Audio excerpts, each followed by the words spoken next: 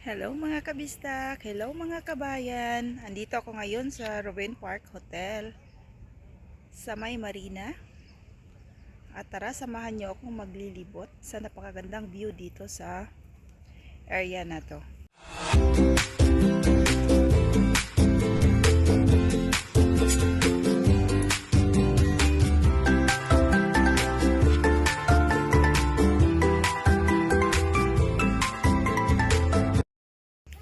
At ayun nga, sa bandang likuran ko, ang daming mga yate. At tayo ay mag-iikot-ikot. Tara, let's go! Yan, nandito tayo ngayon sa Marina.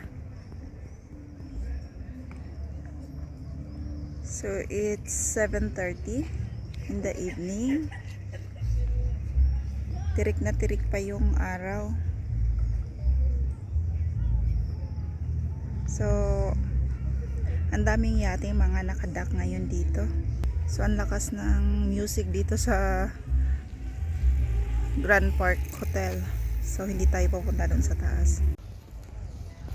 So, naglalakihan ang mga yate dito.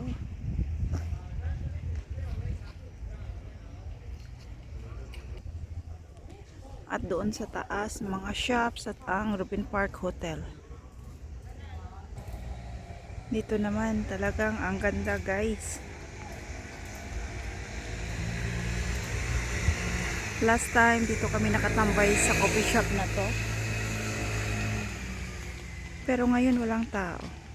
Ayan. Pag morning kasi, maganda dito. So last time morning kami nagtambay dito sa coffee shop na to.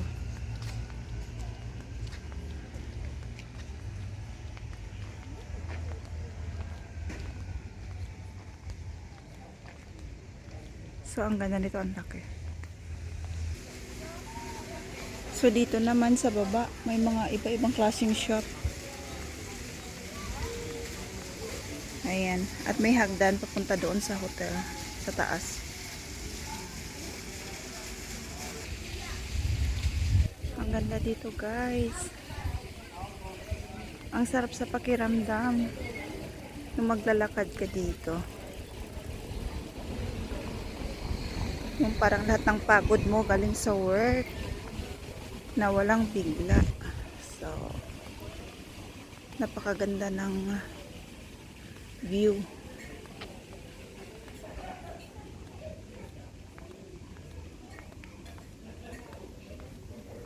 Tapos doon, ayun, may way papunta dun sa may dulo.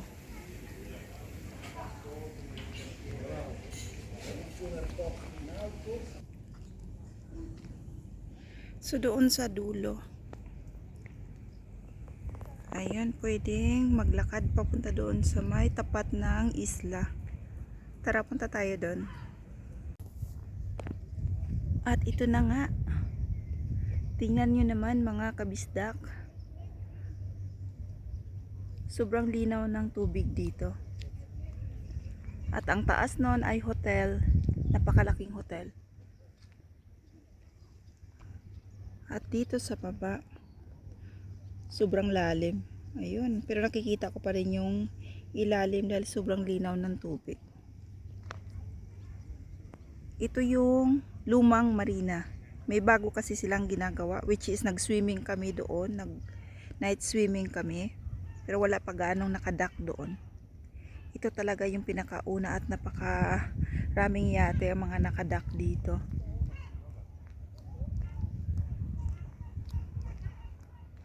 Sobrang yayamanin ng lugar na to guys. Pag andito ka sa area na to, feeling mo wala kang kapagod-pagod. Naalis lahat ang pagod ko. Sobrang refreshing kasi itong area to na talaga. Kaya gusto-gusto ko magpunta dito. Ngayon katatapos lang ng ulan. At ayan, mag-8 na ng gabi. Pag doon kasi sa kabilang side sa may town, yung sa kung nakita nyo yung tuktok ng simbahan, sa banda doon kasi meron din mga ferry boat doon. So next video, yun ang features natin. So far, dito muna tayo maglilibot ngayon. Dahil wala gaanong tao dito.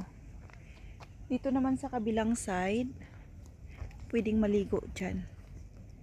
So titingnan natin kung makaikot tayo saglit doon. Pero pupunta muna tayo doon sa may dulo. Yan, sa tapat ng isla. Tara. So ayan, nakatungtong tayo dito sa may batuhan. Ayan, kung pansin nyo itong mga bato sa gilid guys, parang ito yung wall na nakadivide doon sa may dagat kung saan maraming naliligo. Ayan, ang laki ng hotel na to talaga. So ito yung hitsura niya.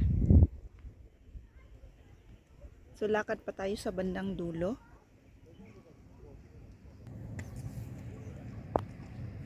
So ito na yung halos na katapat ng isla. So tanaw na dito yung isla. So ito na yun guys, nakatungtong na tayo sa pinakamataas na area. Yung tapat na yan is island yan, which is maraming mga hotel yan. Malapit nang lumubog ang araw. So dito matatanaw mo yung iba-ibang islands. Doon sa kabilang side, ayun, daming isla dyan. Tapos yung nakatumbok na to, marami ding mga naliligo dyan. Yan yung public. Ayun, marami ng mga tent na nandoon sa dulo. Mga naliligo sila. Tapos ito yung bato na sinasabi ko na parang nag-divide sa mismong dagat.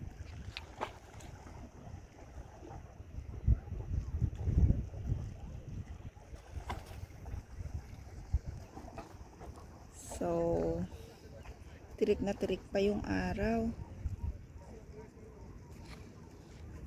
So, i-captured lang natin ang 330 degrees. So, ayan, umiikot na tayo. So, dito pala, maraming mga namimingwit. Tapos, mga nakatambay na family. Tapos, yung mga ferry boat na yon para sa mga tourist yun. Umiikot yan sila mga isla-isla.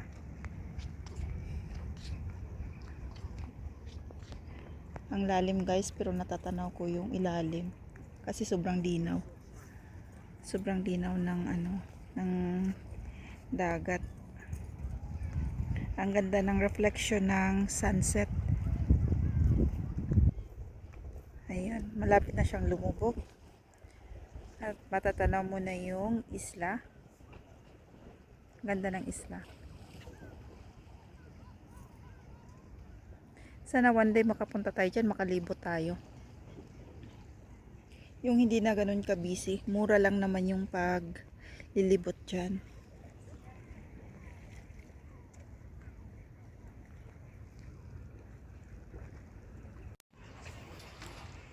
Salamat sa pagsama sa aking pagtutour dito sa Marina at pag-features ng Grand Park Hotel at ang Catarina. Yan, behind me guys, yung island ng Catarina.